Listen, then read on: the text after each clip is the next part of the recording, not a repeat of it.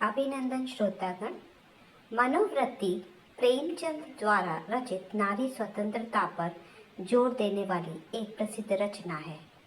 इस कहानी में प्रेमचंद ने स्त्री के जीवन की समस्याओं को उजागर करने के साथ ही अपने विचार को व्यक्त करते हुए इन समस्याओं का समाधान भी प्रस्तुत किया है।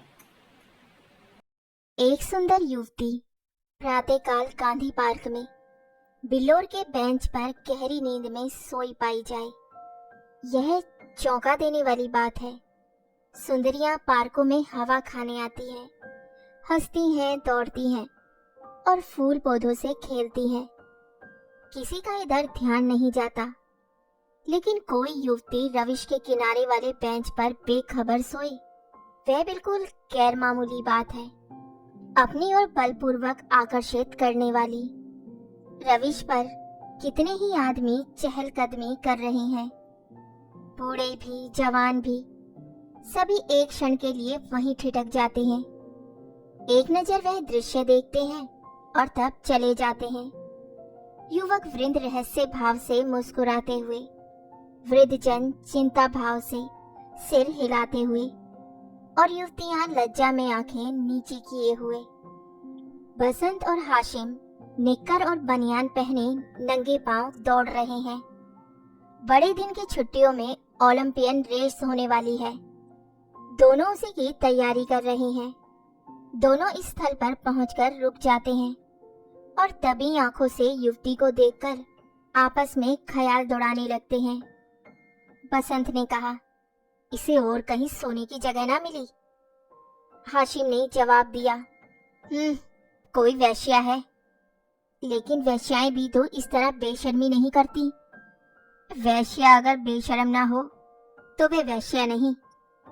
बहुत सी ऐसी बातें हैं जिनमें कुलवधू और वेश्या दोनों एक व्यवहार करती हैं। कोई वेश्या मामूली तौर पर सड़क पर सोना नहीं चाहती। रूप छवि दिखाने का नया आर्ट है।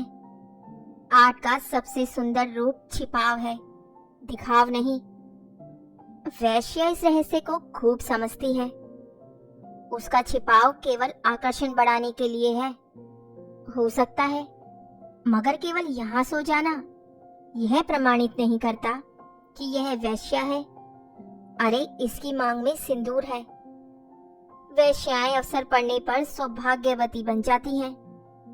रात भर प्याले के दौड़ चले होंगे, काम क्रीड़ाएं हुई होंगी, अवसाद के कारण ठंडक पाकर सो गई होगी। मुझे तो कुलवधू सी लगती है। कुलवधू पार्क में सोने आएगी? हो सकता है घर से रूठ कर आई हो। चलकर पूछ ही क्यों ना ले। निरे अहमको, बगैर परिचय के आप किसी को जगह कैसे सकते हैं? अजी चलकर परिचय कर लेंगे, उल्टे और एहसास जताएंगे, और जो कहीं झिड़क दे, छिड़कने की कोई बात भी हो, उससे सौजन्य और साहृदयता में डूबी हुई बातें करेंगे। कोई युवती ऐसी गत यौवनाएं तक तो रस भरी बातें सुनकर फूल उठती हैं। यह तो नव यौवना है। मैंने रूप और यौवन का ऐसा सुंदर संयोग नहीं देखा था। मेरे हृदय पर तो ये रूप जीवन पर्यंत के लिए अंकित हो गया। शायद कभी ना भूल सकूं। मैं तो फिर भी यही कहता हूँ कि कोई वेश्या है। रूप की देवी वेश्या भी हो, उपास्य है। यहीं खड़े खड़े कवियों की सी बातें करोगे? जरा वहां तक चलते क्यों नहीं? केवल खड़े रहना, पाश तो मैं डालूंगा। कोई कुलवधू है। कुलवधू? कुलवधू पार्क में आकर सोए तो इसके सिवा कोई अर्थ नहीं कि वह आकर्षित करना चाहती है, और यह वेश्या मनोवृत्ति है। आजकल की युवतियां भी तो फॉरवर्ड होने लगी हैं। फॉरवर्ड युवतियां युवकों से आंखें नहीं चुराती। हाँ, लेकिन है कुलवधू। कुलवधू से किसी तरह की बातचीत करना मैं बेहूदगी समझता हूँ। तो चलो फिर दौड़ लगाएं। लेकिन दिल में वह मूर्ति दौड़ रही है। तो आओ बैठें। जब वह उठकर जाने लगे तो उसके पीछे चलें। मैं कहता हूँ वेश्या है वेश्या, और मैं कहता हूँ कुलवधू है। तो 10-10 की बाजी रही। दो वृद्ध पुरुष धीरे धीरे जमीन की ओर ताकते आ रहे हैं, मानो खोई जवानी ढूंढ रहे हों। एक की कमर झुकी, बाल काले, शरीर स्थूल, दूसरे के बाल पके हुए पर कमर सीधी, एक हरा शरीर। दोनों के दांत टूटे पर नकली लगाए, दोनों की आंखों पर ऐनक। मोटे महाशय वकील है, छरहरे महोदय डॉक्टर। वकील, देखा ये 20वीं सदी का करामात। डॉक्टर, जी हाँ देखा। हिंदुस्तान दुनिया से अलग तो नहीं है, लेकिन आप इसे शिष्टता तो नहीं कह सकते। शिष्टता की दुहाई देने का अब समय नहीं है। किसी भले घर की लड़की वैश्या है साहब, आप इतना भी नहीं समझते। वैश्या इतनी फूहड़ नहीं होती, और भले घर की लड़की फूहड़ होती है। क्या आजादी है, नया नशा है। हम लोगों की तो बुरी भली कट गई, जिनके सिर आएगी वह झेलेंगे। जिंदगी जहन्नुम से बदतर हो जाएगी। अफसोस, जवानी रुखसत हो गई, मगर आंखें तो नहीं रुखसत हो गई, वे दिल तो नहीं रुखसत हो गया। बस आंखों से देखा करो, दिल जलाया करो। मेरा तो फिर से जवान होने को जी चाहता है। सच पूछो तो आजकल के जीवन में ही जिंदगी की बहार है।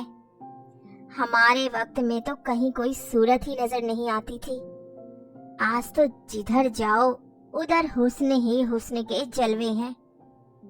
सुना, युवतियों को दुनिया में जिस चीज से सबसे ज्यादा नफरत है वह बूढ़े मर्द हैं। मैं इसका कायल नहीं। पुरुष का जौहर उसकी जवानी नहीं। कितने ही बूढ़े जवानों से ज्यादा अड़ियल होते हैं। मुझे तो आए दिन इसके तजुर्बे होते हैं। मैं ही अपने को किसी जवान से कम नहीं समझता।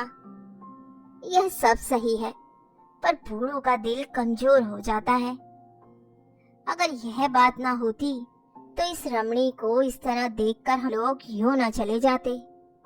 मैं तो आंखों भर देख भी ना सका। डर लग रहा था कि कहीं उसकी आंखें खुल जाए और वह मुझे ताकते देख ले तो दिल में क्या समझे। खुश होती कि बूढ़े पर भी उसका जादू चल गया। हाजी रहने भी दो। आप कुछ दिनों आकोसा का सेवन कीजिए। अरे, चंद्रोदय खाकर देख चुका है। सब लूटने की बातें हैं। भाई, मंकी ग्लैंड लगवा लीजिए ना।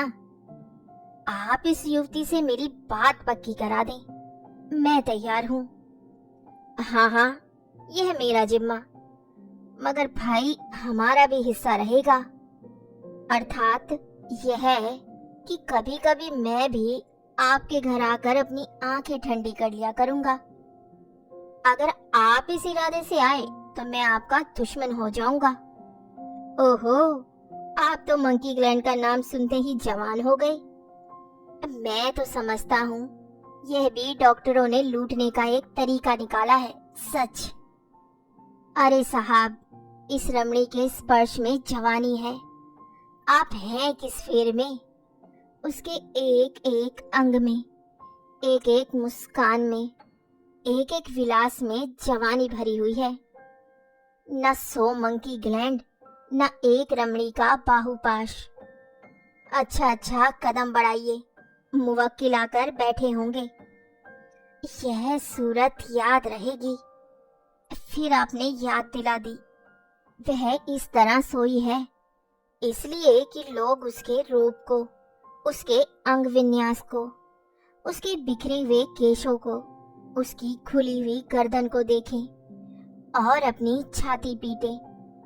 इस तरह चले जाना उसके साथ अन्याय है। वह बुला रही है और आप भागे जा रहे हैं। भाई, हम जिस तरह दिल से प्रेम कर सकते हैं, जवान कभी कर सकता है? बिल्कुल ठीक। मेरा तो ऐसी औरतों से वास्ता पड़ चुका है जो रसिक बूढ़ों को खोजा करती हैं। जवान तो छिचोरे, उच्च श्रृंखल, अस्थिर और गर्वीले होते हैं। वे प्रेम के बदले कुछ चाहते हैं, यहाँ निस्वार्थ भाव से आत्मसमर्पण करते हैं। आपकी बातों से दिल में गुदगुदी हो गई, मगर एक बात याद रखिए, कहीं उसका कोई जवान प्रेमी मिल गया तो मिला करे। यहाँ ऐसों से नहीं डरते। आपकी शादी की कुछ बातचीत थी तो? हाँ थी, मगर जब अपने लड़के दुश्मनी पर कमर बांधी तो क्या हो, मेरा लड़का यशवंत तो बंदूक दिखाने लगा। यह जमाने की खूबी है। अक्टूबर की धूप तेज हो चली थी। दोनों मित्र निकल गए। दो देवियां, एक वृद्धा, दूसरी नवयौवना, पार्क के फाटक पर मोटर से उतरी और पार्क में हवा खाने आई। उनकी निगाह भी उस नींद की मारी युवती पर पड़ी। वृद्धा ने कहा, बड़ी बेशर्म है। नवयौवना ने तिरस्कार भाव से उसकी ओर देखकर कहा, ठाठ तो भले घर की देवियों के हैं। बस ठाठ ही देख लो, इसी से मर्द कहते हैं स्त्रियों को आजादी न मिलनी चाहिए। मुझे तो वैश्या मालूम होती है। वैश्या ही सही, पर उसे इतनी बेशर्मी करके स्त्री समाज को लज्जित करने का क्या अधिकार है? देखो कैसे मजे से सो रही है, मानो अपने घर में है। बेहयाई है। मैं पर्दा नहीं चाहती, पुरुषों की गुलामी नहीं चाहती, लेकिन औरतों में जो गौरवशीलता और सज्जनता है उसे नहीं छोड़ती। मैं किसी युवती को सड़क पर सिगरेट पीते देखती हूँ तो मेरे बदन में आग लग जाती है। उसी तरह आधी का जमफर भी मुझे नहीं सुहाता। क्या अपने धर्म की लाज छोड़ देने ही से साबित होगा कि हम बहुत फॉरवर्ड हैं? पुरुष अपनी छाती या पीठ खोले तो नहीं घूमते। इसी बात पर भाई जी, जब मैं आपको आड़े हाथों लेती हूँ तो आप बिगड़ने लगती हैं। पुरुष स्वाधीन है, वे दिल में समझता है कि मैं स्वाधीन हूँ। वह स्वाधीनता का स्वांग नहीं भरता। स्त्री अपने दिल में समझती रहती है कि वे स्वाधीन नहीं है, इसीलिए वे अपनी स्वाधीनता का ढोंग करती है। जो बलवान है वे अकड़ते नहीं, जो दुर्बल हैं वही अकड़ करते हैं। क्या आप उन्हें अपने आंसू पोंछने के लिए इतना अधिकार भी नहीं देना चाहती? अब भाई मैं तो कहती हूँ, स्त्री अपने को छिपाकर पुरुष को जितना नचा सकती है, अपने को खोल कर नहीं नचा सकती। स्त्री ही पुरुष के आकर्षण की फिक्र क्यों करे? पुरुष क्यों स्त्री से पर्दा नहीं करता? अब मुंह न खुलवाओ मीनू, इस छोकरी को जगाकर कह दो जाकर घर में सोए। इतने आदमी आ जा रहे हैं और यह निर्लज्जा टांग फैलाए पड़ी है। यहाँ नींद कैसे आ गई? रात कितनी गर्मी थी पाई जी, ठंडक पाकर बेचारी की आंखें लग गई होगी। रात भर यहीं रही है, कुछ बदती है। मीनू युवती के पास जाकर उसका हाथ पकड़कर हिलाती है। यहाँ क्यों सो रही हो देवी जी? इतना दिन चढ़ाया, उठकर घर जाओ। युवती आंखें खोल देती है। ओहो, इतना दिन चढ़ाया, क्या मैं सो गई थी? मेरे सिर में चक्कर आ जाया करता है। मैंने समझा शायद हवा से कुछ लाभ हो, यहाँ आई, पर ऐसा चक्कर आया कि मैं इस बेंच पर बैठ गई। फिर मुझे होश न रहा। अब भी मैं खड़ी नहीं हो सकती। मालूम होता है मैं गिर पड़ूंगी। बहुत दवा की, पर कोई फायदा नहीं होता। आप डॉक्टर श्यामनाथ को जानती होंगी, वे मेरे ससुर हैं। युवती ने आश्चर्य से कहा, अच्छा, यह तो अभी इधर ही से गए हैं। सच? लेकिन मुझे पहचान कैसे सकते हैं? अभी मेरा गुना नहीं हुआ है। तो क्या आप उनके लड़के बसंतलाल की धर्मपत्नी हैं? युवती ने शर्म से सिर झुकाकर स्वीकार किया। मीनू ने हंसकर कहा, बसंतलाल तो अभी इधर ही से गए हैं। मेरा उनसे यूनिवर्सिटी का परिचय है। अच्छा, लेकिन मुझे उन्होंने देखा कहाँ है। तो मैं दौड़कर डॉक्टर को खबर दे दूं? जी नहीं, किसी को बुलाइए। बसंत लाल भी वहीं खड़ा है, उसे बुला दूं? तो चलो, अपने मोटर पर तुम्हें तुम्हारे घर पहुंचा दूं। आपकी बड़ी कृपा होगी। किस मोहल्ले में? बेगमगंज, मिस्टर जयराम के घर। मैं आज ही मिस्टर बसंत लाल से कहूंगी। मैं क्या जानती थी कि वे इस पार्क में आते हैं। मगर कोई आदमी साथ ले लिया होता, किस लिए? कोई जरूरत ना थी।